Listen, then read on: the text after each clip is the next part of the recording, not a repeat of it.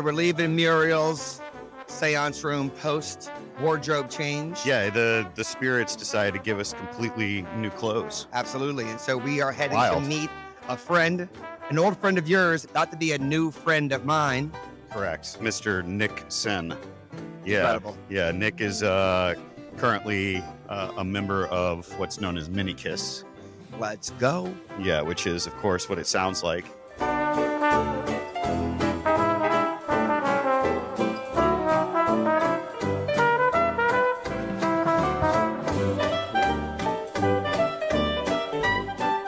All right, so where are we heading right now, Gabe? We are heading to Pirates Alley, the bar in Pirates Alley, which was the bar that I first fell in love with New Orleans in 1996. Okay, I Yeah. want to learn more about that. I want to grab a drink, meet your friend.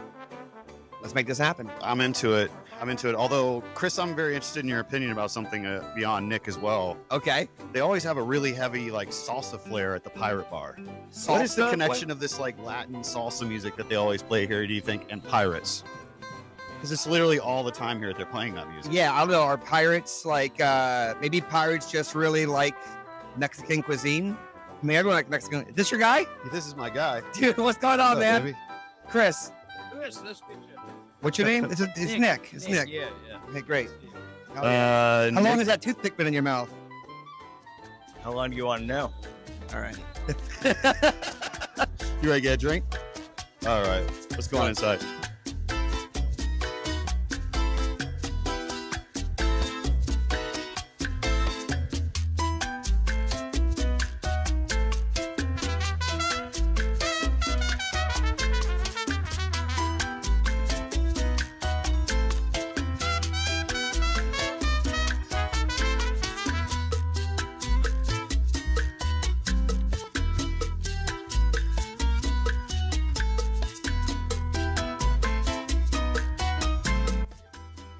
We ready to do some cheers? Yeah, we're just hanging out now. That's it. Damn, New Orleans. It is hot. It's you've been in New Orleans before. Yes, many times. Okay, but you're still not used to this heat. You actually brought a little bit of Portland with you. We got a slight breeze. Yeah. Slight breeze, a lot of rain. Yeah, yeah. Well, Gabe, we are here at Pirates Alley Cafe. That's what they're calling it. This incarnation. It's always called Pirates Alley something Yeah, since yeah. I've known it. Yeah. I guess it's a cafe because there's tables outside. That makes it a cafe. They used to serve food. They served food here when I first came here in '96. Yeah? Yeah, because I don't remember what it was that I ate here, but I know that I definitely had. I pretty much ate here almost every day because it was free for me or whatever. Because I met like this really incredible woman the first time I walked up here. It looked like a movie star from the 20s. Named Marion Maxon. She danced at Dixie Divas part time too. If you remember Dixie Divas. Okay. You Her remember that name place? was Marilyn. Her name was Marion Maxon. Marion Still her Max. name, probably, yeah. Still her name. I'm No, sure. you Yeah, I never would know. assume she still has that name. Yeah. All right. Well, I want to know more about this and your first New Orleans bar that you went to. This literally was. Yeah. So after a cheers, I got a Pimp's Cheers, cup. Nick. What are we doing over here?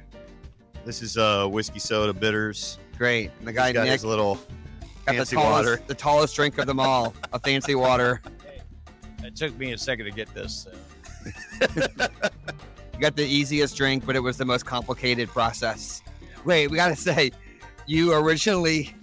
this man ordered you a seltzer because you wanted one of these seltzers. This man got you a straight up soda water, Yeah. paid the bill. After I've They been gave drinking all day, got me a gave him- salsa water. gave him a club soda, and this man said, "Nah, what I want is a mixed berry, wild berry, truly." Girlfriend. So here we are. Here we are. What's your attraction to these drinks, Nick? My ass. Wow. Like it's less diarrhea or more? Less. Okay. Yeah. All right. Well, cheers to more or less diarrhea, whatever it is you is this how the prefer. show's going? Yeah. Okay, great. Now I know. Yeah, it's 2 turd minimum now. Yeah. Sponsored by Wild Berry Seltzers. All right. So, Gabe, your first bar when you moved to New Orleans ages When ago I came here. was right First here. even when you came first to the ever city. came. Yes. Okay. First time in the French Quarter. Yeah, I ended up walking and wandering around. I was listening to like Portishead on the Discman, Okay. and Holding the Discman tight like it's a little panini. You don't want it to skip. it was it was not quite to that stage just yet, but I know Okay. what you're talking about. That's a deep cut for some of us, what you just said there. Yeah, them children do not know what you just talked about. And then yeah, I was just wandering randomly, and they were not. It was not a big salsa pirate bar back then. They actually were playing like 90s hip hop. And I rolled up, and I think it was like Biggie or Tribe or something like that was playing. And Marion was like, she had the short 20s movie star haircut, but she would like dance while she was bartending. And so, just like a siren, I got lured, crashed against the shore of the bar in there, man. And here you are again. Yeah, she convinced me to stay longer than I was supposed to because Fugazi was playing at church 6 days after I was supposed to leave. So she was like, all right, well, I was like, well, I don't know what to do. I ain't got the money. I'm supposed to leave this day. She's like, I know what you're going to do. She's like, you're going to stay at my house with me, and I'm going to show you around New Orleans. And so, like, she took me out every night to different places. And this all came from just an initial meeting at a bar. Yeah, well, not within the first 5 minutes, but I sat at the bar for like a few hours just like talking to her. And I was writing really bad poetry back then. That was like my bag was poetry and short stories. Okay. So, while she was working, I was just sitting out here where I sat. Well, they had different tables then, but I sat right where that table was, and I wrote a bunch of poetry when I was like 20 or something. This has got to be possibly the most successful bar story I've ever heard in my life. You're sitting at a bar, chopping it up, chatting with a beautiful woman for a few hours, and then she invited you to stay at her house. She did a crawfish boil. Yeah. That Although your I first time learned having something from the crawfish? crawfish boil that I think is valuable information for those of you at home that don't know this yet. Wash your hands after the crawfish boil. Wash your hands, ladies. Not going to go and further than gentlemen. that. Spicy. Is it spicy? Yeah, and you don't want other things to be as know. spicy. Yeah, you know what I mean? Yeah. Certain things when they carry spice, it's not pleasant. Yeah. That might have been. Oh, can I tell this story? Yeah, sure. That might have been one of the first times Gabe and I ever met. Was a former business partner of ours got maced, Oh, yeah, the macing incident. and then we found out that do not go to the bathroom. Wait, what? Do not. Yeah, because the mace and all the gas and everything, it gets all over your hands. Oh, so after you've been maced, don't go use the bathroom. Yeah, wash the mean- fuck out of your hands. Yeah, Obviously, be before kind, you even- rewind. I get it. I get it. Yeah, the macing incident was actually in the middle of Scope Miami during a Saturday when there's like thousands of people packed out in this faux convention center on the beach. And when this dude got maced in the face, they have these like air conditioning units that are built inside of it, like a convention center. And it picked up the gas from the pepper spray and started spreading it all through the fair. And this is still like post 9/11 era, so it was like people were still paranoid about that kind of stuff, and so they had to shut down the fair because they thought a terrorist attack was happening. Whew. Yeah, it was a good year for Red Truck. We met. That's how we met. Well, actually, that's not how we met. That's how we met personally, but that's not how I first learned about you. Yeah, first time I learned about you was totally different than that. It's pretty magical. Mine? Yeah, it's green. Oh. I know. I didn't push the button. I promise, Steve. Yeah. The first time we met was that same former business partner is a guy I've known my whole life. And this is back when flip phones were the thing.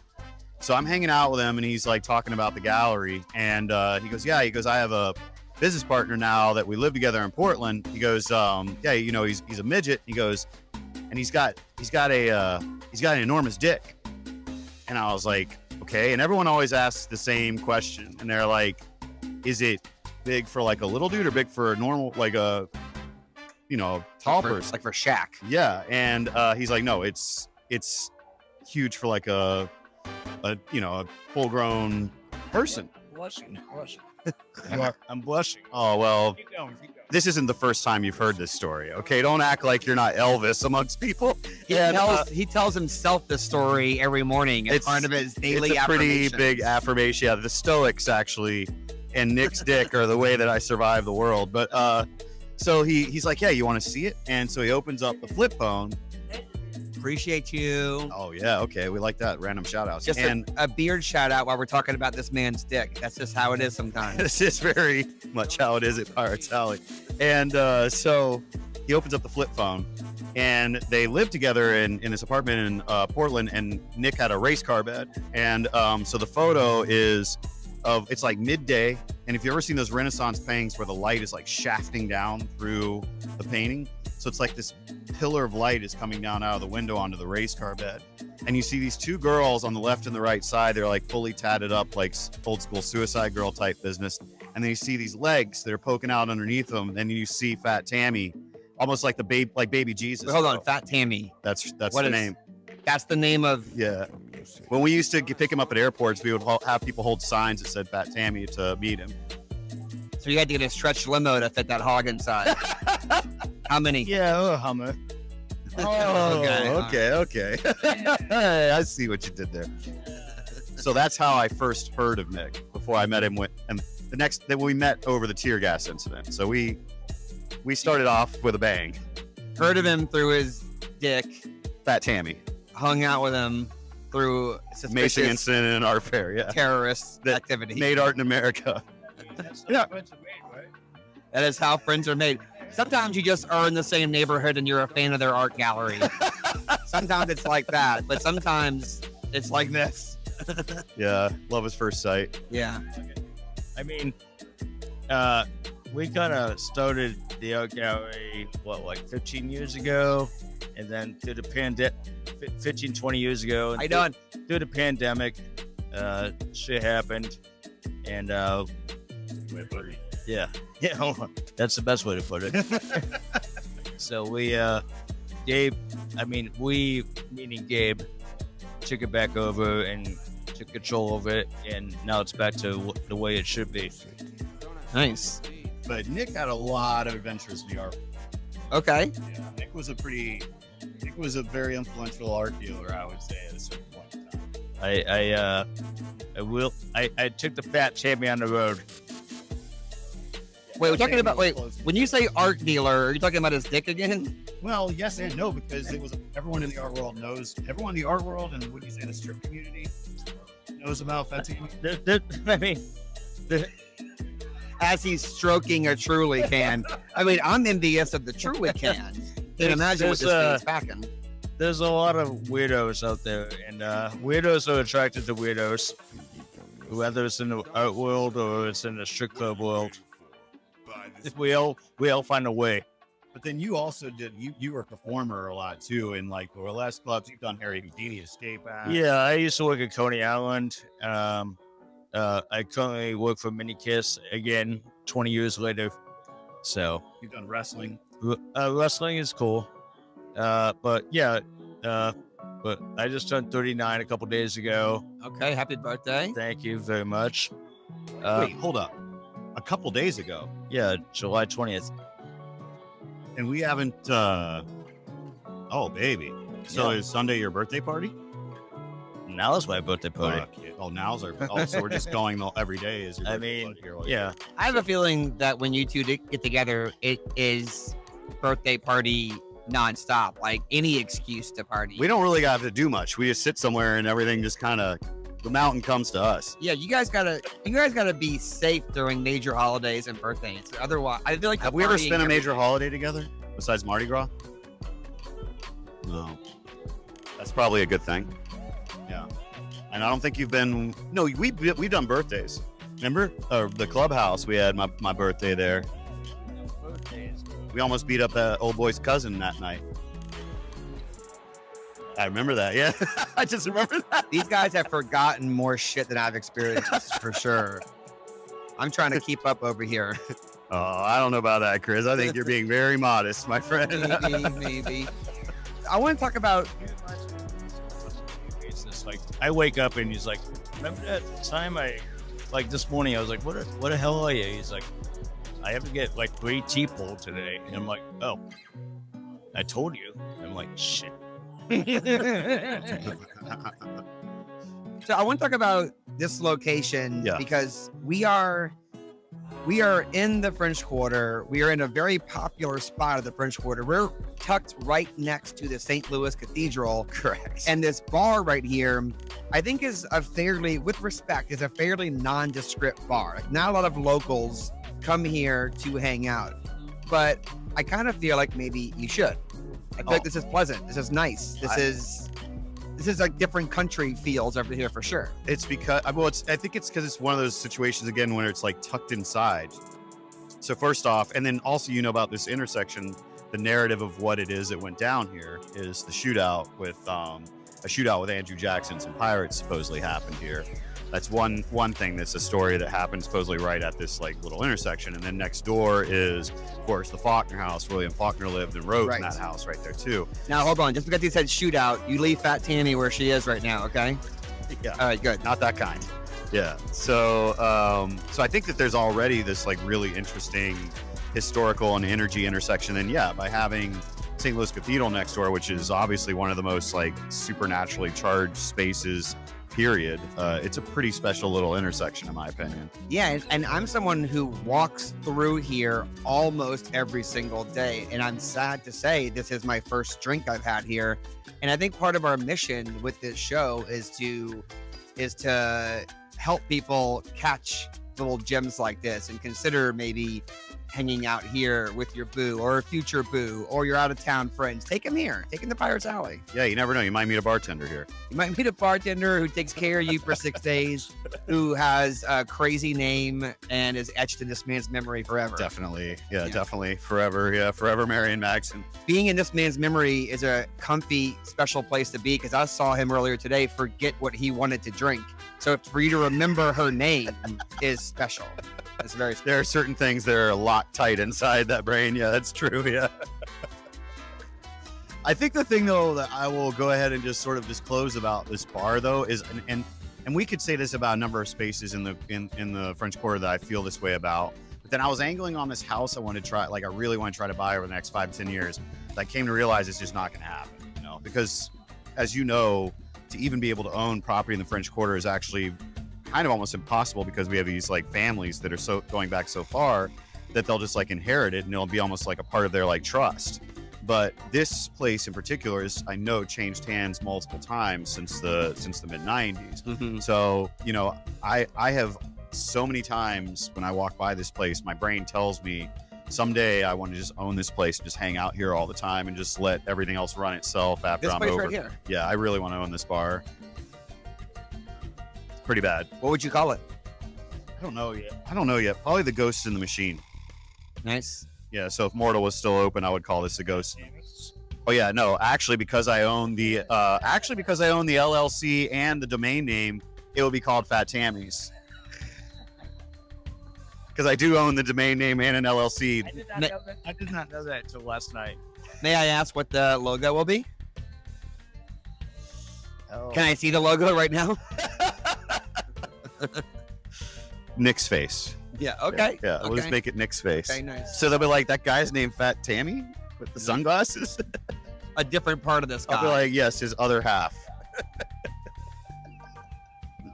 We come to the French Quarter to talk about our guest's enormous dick. He's used to it, folks. Don't. It might be new for you, but this is old hat for us. What's new for me? Hold on. I just met this man. It's all that for y'all. Next subject. What were we talking about? Yeah, what are we going to talk about now, Chris? How about books and politics and civic responsibility? No, actually, your dick some more.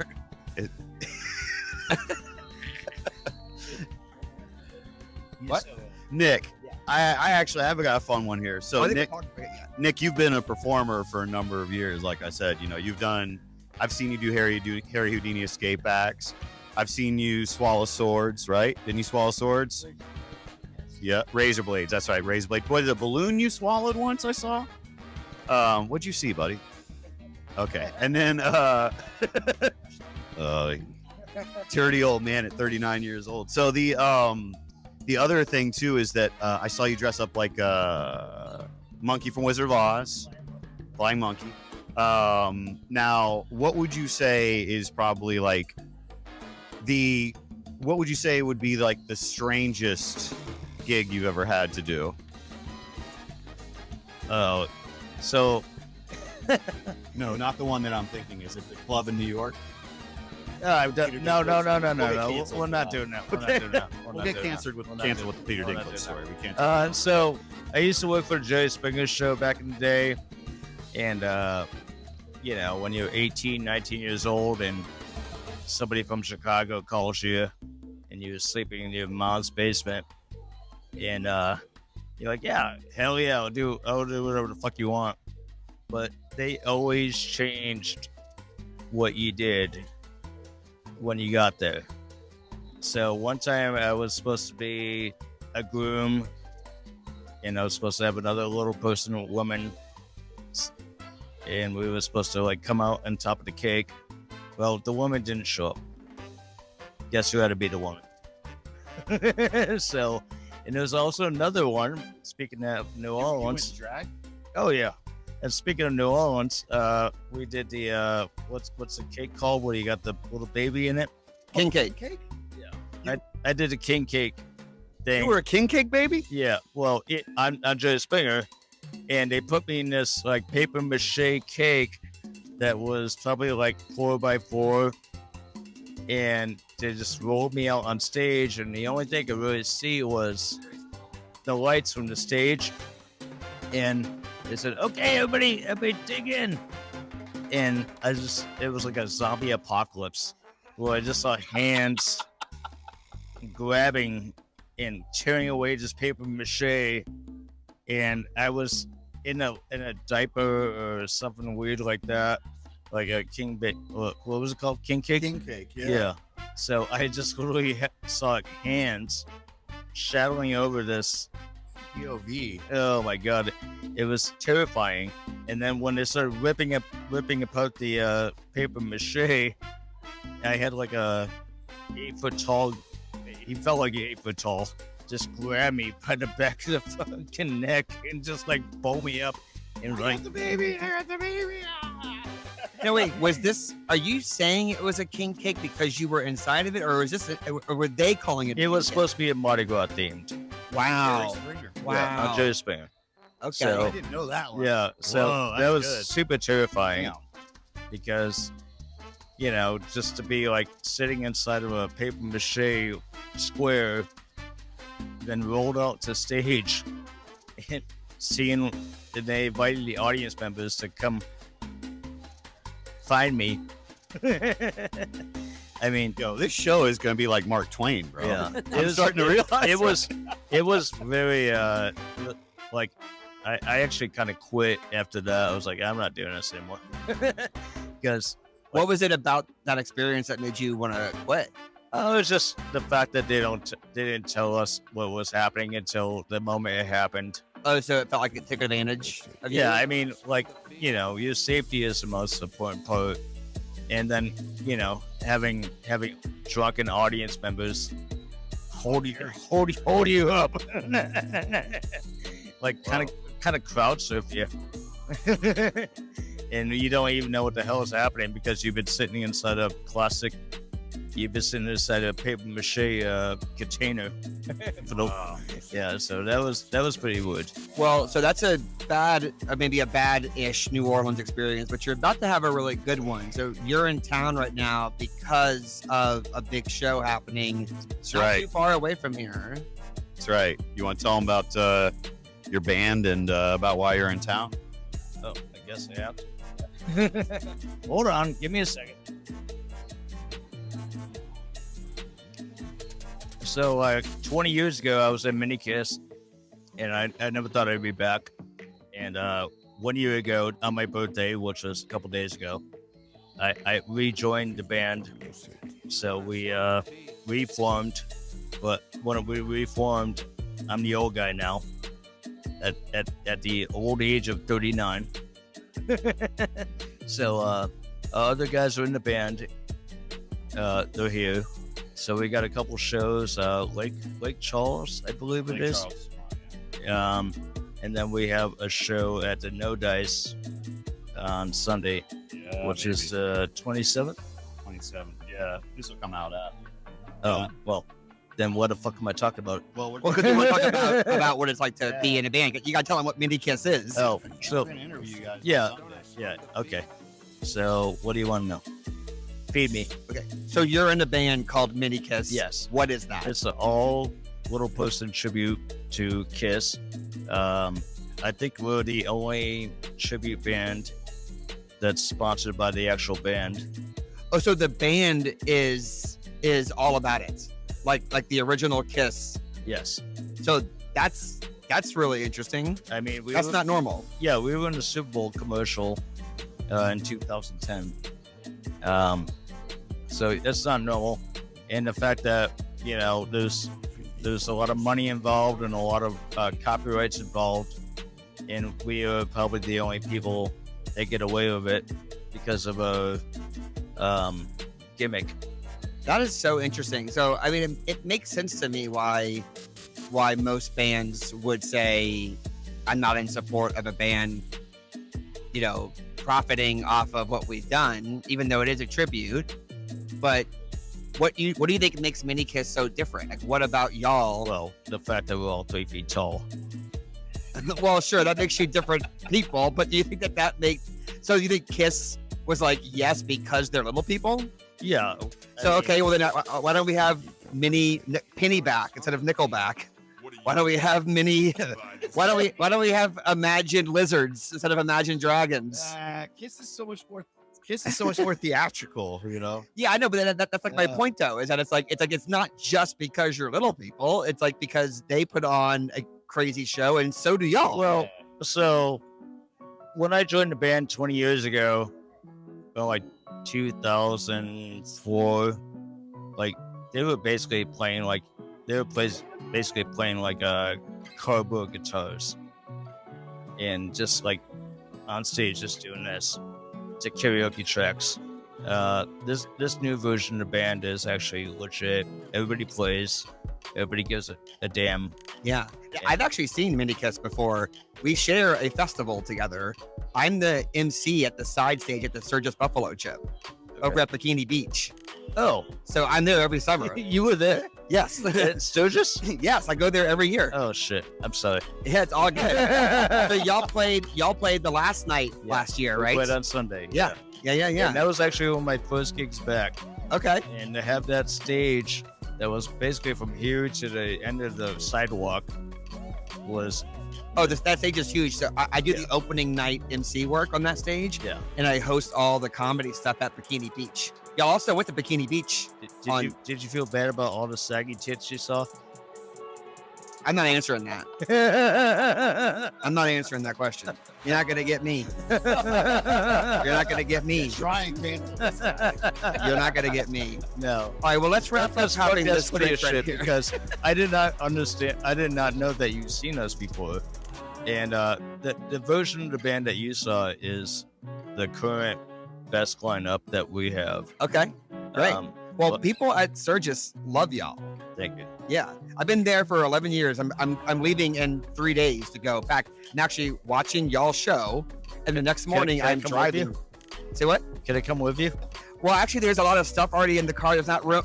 Well, actually, maybe there is room. Maybe there is room. Actually, I mean, I'm 3 feet. Yeah. Can you make room? Fat Tammy gotta get in the back of the truck. All right, we're gonna close up right here. We are at the Pirates Alley Cafe. I learned Wow, we really way kicked it more off hard than I wanted to know. And we're gonna do this again in a couple days. We're gonna see the show. We're gonna interview MINIKISS. That video is certainly also already up wherever this video is. Gabe, how you want to sign out? How you want to sign out here? Shout it out loud. I can't wait. For Sunday's gonna be fun as hell, man. Yeah, I mean, it's too bad that the folks at home won't be able to experience that in real time, but I'm sure that whenever it comes out, that's going to be a really fun interview, because we're basically going to interview you guys in the green room before the show. Pretty stoked about that. I have a feeling that we're at that point in the summer where everyone is really... I know that I just lost my mind a few days ago, so I know that everybody in this town's got a threshold in the summer where they just uncork at some point or have to let loose from the heat and how slow and weird it is. So I have a feeling your show is positioned in a very specifically tantric place in the summer calendar, and I think it's going to be a little extra unhinged at the No Dice Sunday. I think you guys will be pleasantly surprised with it. Yeah. Well, you can see footage from that show and the interview probably on a link somewhere down here. Producer Steve's going to hook it up. He's nodding his head right now.